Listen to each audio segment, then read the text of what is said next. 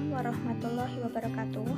Perkenalkan, kami dari kelompok 12 mata kuliah Sejarah Kebudayaan Islam yang beranggotakan Fatma Inayah, Afifah Irli Anissa, Anna Anissa Adibah, Muhammad Fawaz Maulana, Rita Mausuli Awaliani, dan Putri Hatun Jannah Mila.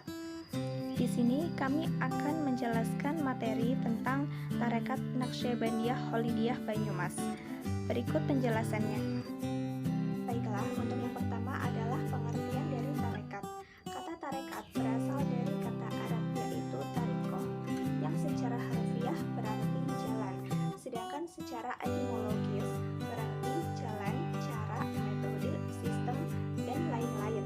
Sedangkan secara praktis, tarekat dapat dipahami sebagai sebuah pengalaman keagamaan yang bersifat esoterik atau mementingkan dimensi dalam yang dilakukan oleh orang-orang Islam dengan menggunakan amalan yang berbentuk wirid atau zikir. Selanjutnya, istilah tarekat lebih banyak digunakan para ahli tasawuf. Mustafa Zahri dalam hal ini mengatakan bahwa tarekat adalah ajaran atau petunjuk dalam melakukan sesuatu ibadah yang sesuai dengan ajaran yang dicontohkan oleh Nabi Muhammad SAW dan dikerjakan oleh sahabat-sahabatnya, tabi'in dan tabi'in turun-temurun sampai kepada guru-guru secara berantai sampai pada masa ini. Harun Nasution mengatakan tarekat adalah jalan yang harus ditempuh seorang sufi dalam tujuan berada sedekat mungkin dengan Tuhan. Hamka mengatakan bahwa di antara makhluk dan kholik itu ada perjalanan hidup yang harus ditempuh. Inilah yang kita katakan tarekat. Baik, saya Afifah Irli Anissa. Di sini saya akan melanjutkan materi mengenai sejarah Tarekat Naqsyabandiyah Kholidiyah Banyumas.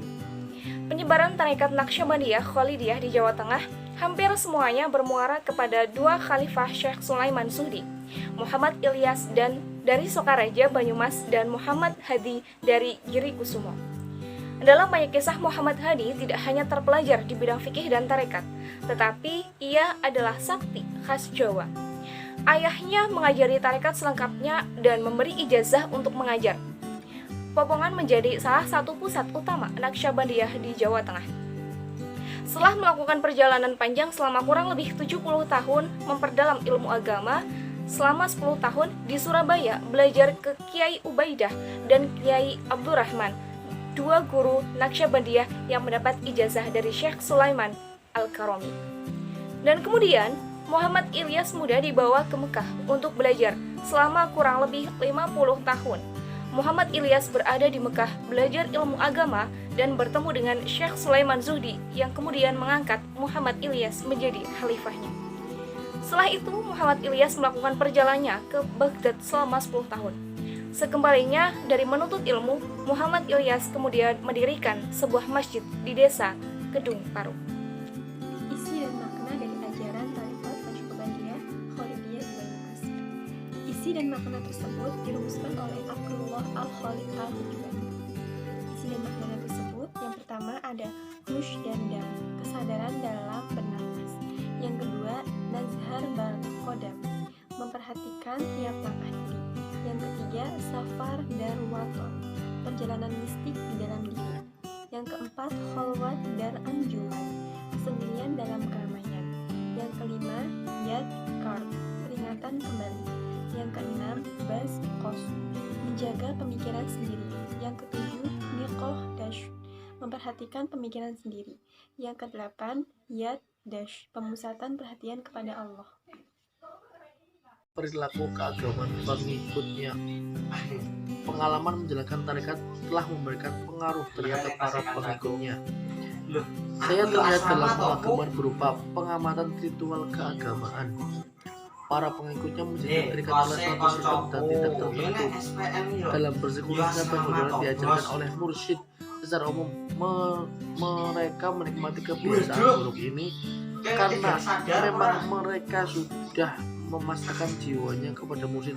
Bagi yang masuk kategori ini, menekuni amalan terakhir akan menjadikan kehidupan terasa lebih menterapkan. antara lain seperti pengakuan Saifuddin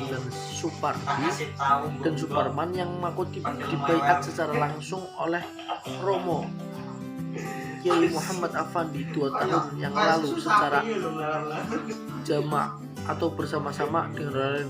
Beda mengatakan bahwa masuk tarekat menambah ketenangan jiwa, persis seperti firman Allah, la alla bidzikrillahi tahmunul qulub.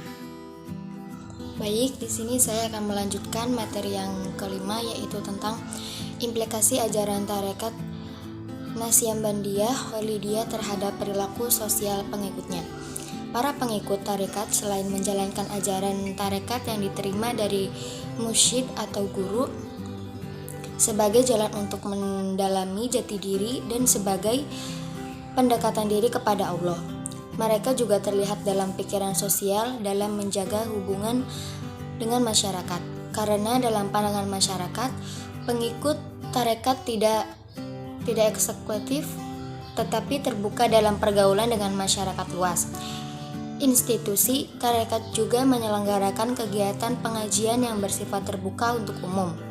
Pengajian umum di Sokaraja diikuti oleh banyak orang, baik dari kalangan muda, tua, dan juga anak-anak.